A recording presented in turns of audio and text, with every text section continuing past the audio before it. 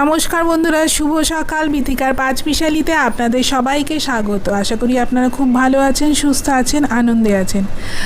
আমি এই ফুলগুলোকে বাটির জলের মধ্যে রেখেছি যাতে ফুলগুলো ভালো থাকে।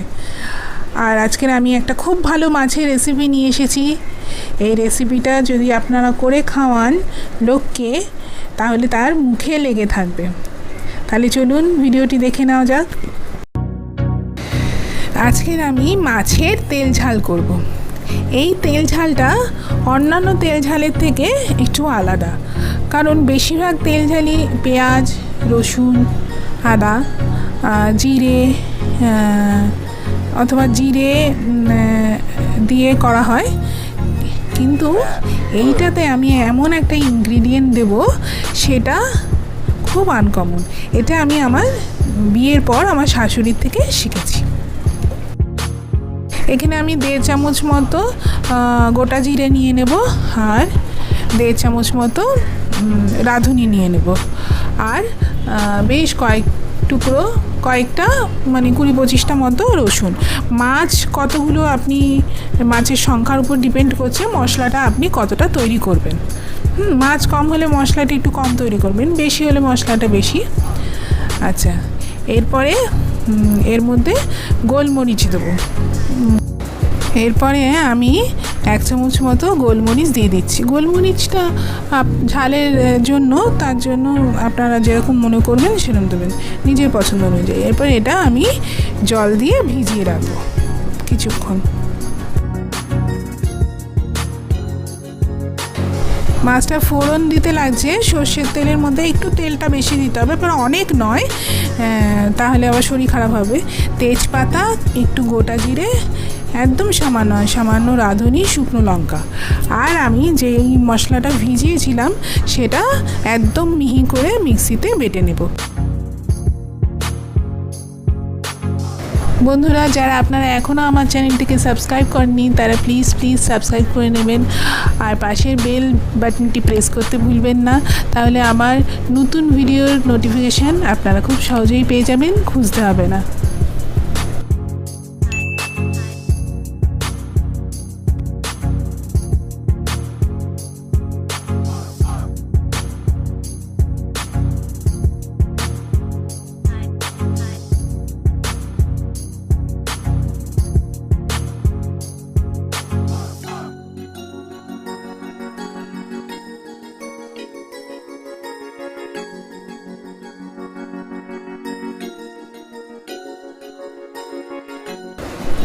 এখন আমি শুকনো লঙ্কা, তেজপাতা, গোটা জিরে, রাঁধুনি সব সর্ষের তেলের মধ্যে একটুখানি ভালো করে নেড়ে চেড়ে নিলাম।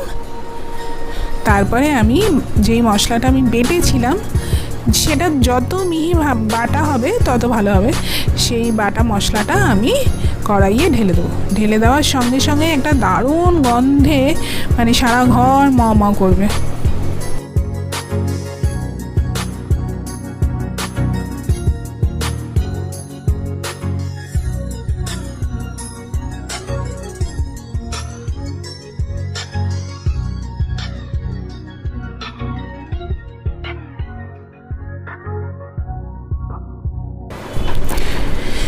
এখন যে হাতটা দেখতে পাচ্ছেন ওটা আমার ছেলে ভিডিও তুলতে একটু আবার মানে মশলাটাকে নেড়ে দিচ্ছিল। আর এখন আমি একে একে হলুদ, লঙ্কার গুঁড়ো, নুন এইসব দিয়ে দেবো।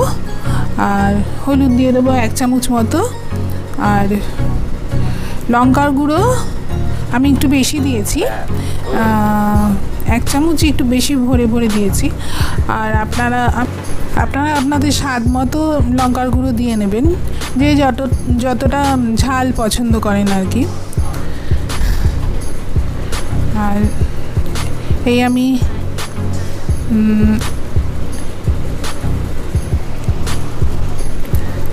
এক চামচ লঙ্কার গুঁড়ো দিয়ে দিলাম।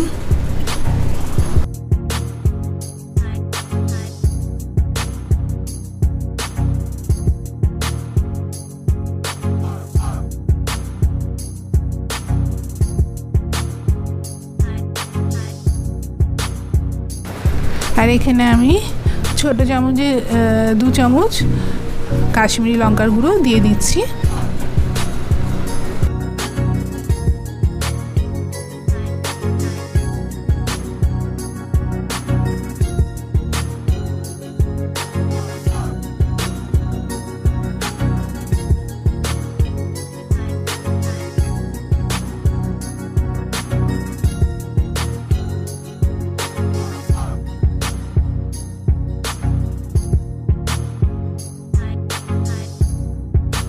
এখন আমি 1 চামচ নুন দিয়ে দেবো।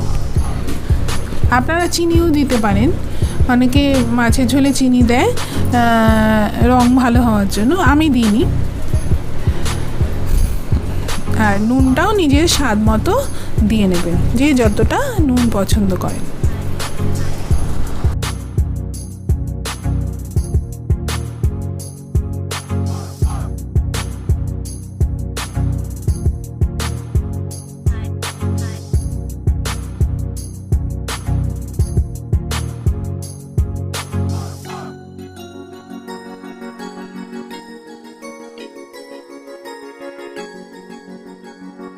এবারে মশলাটা ভালো করে হয়ে গেলে আর একটু তেল বেরিয়ে বেরিয়ে এলে তারপরে আমি মাছগুলোকে মশলার মধ্যে, কড়াইয়ের মশলার মধ্যে দিয়ে দেবো।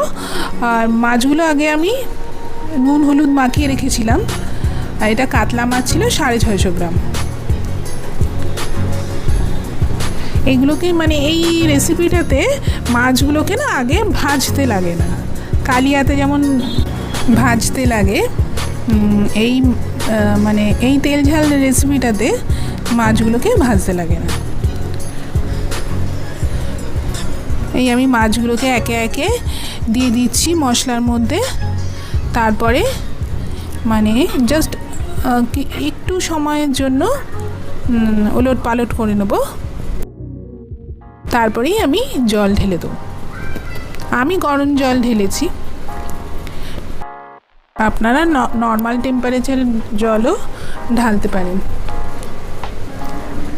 তারপরে একটু কাঁচা লঙ্কা দিয়ে দেবো কয়েকটা। তারপরে ফুটে উঠলে ভালো করে ফুটে উঠবে, এবং মানে গ্রেভিটা মানে খুব ট্যালট্যালে ঝোল না, একটু গাঢ় ঝোল থাকবে। আর যদি মানে টানিয়ে নিয়ে একটু শুকনো শুকনো খান তাহলে তো আরোই ভালো, কিন্তু লোক সংখ্যা বেশি থাকলে তখন আবার ঝোলটা বেশি কমিয়ে দিলে মানে ফুলিয়ে ওঠে না আর কি। তার জন্য সেই বুঝে আর কি ঝোলটা রাখতে হবে।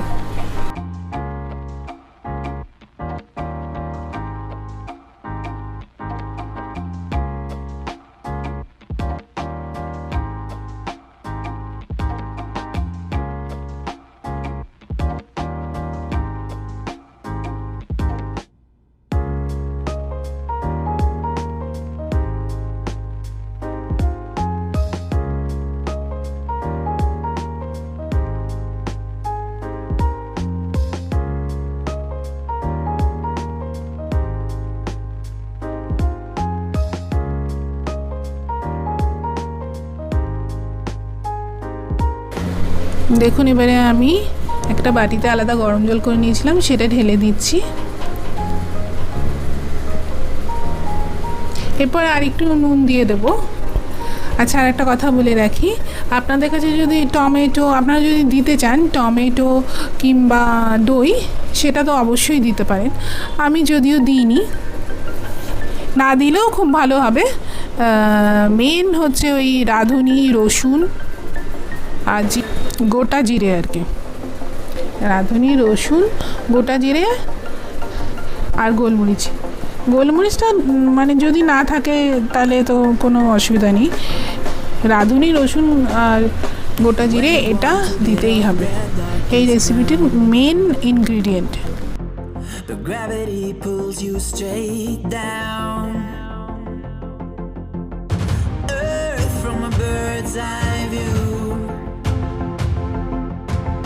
You should grow feathers and see this too. When you want to get off the darkest ground. এখন আমি কয়েকটা কাঁচা লঙ্কা দিয়ে দিলাম কাঁচা লঙ্কা দিলে, তবে ঢেকে দিলে মানে ফ্লেভারটা ভালো আসে, তাই আমি কয়েকটা কাঁচা লঙ্কা দিয়ে দেবো।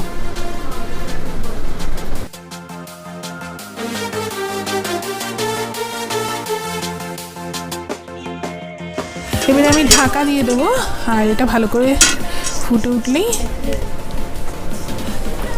মাছের তেল জাল তৈরি। তেলটা উপরে বেরিয়ে আসবে এবং রঙটাও বেশ লাল লাল হয়ে যাবে, তখনই বুঝবেন যে রেসিপিটা তৈরি হয়ে গেছে।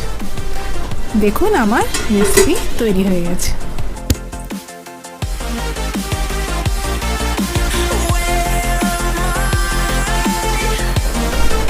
এই রেসিপিটা আমি অনেকে খাইয়েছি করে, যাদের যাদের খাইয়েছি সবার তো খুব ভালো লেগেছে, আমাকে বারবার করে জিজ্ঞাসাও করেছে যে তারাও বাড়িতে গিয়ে করেছে।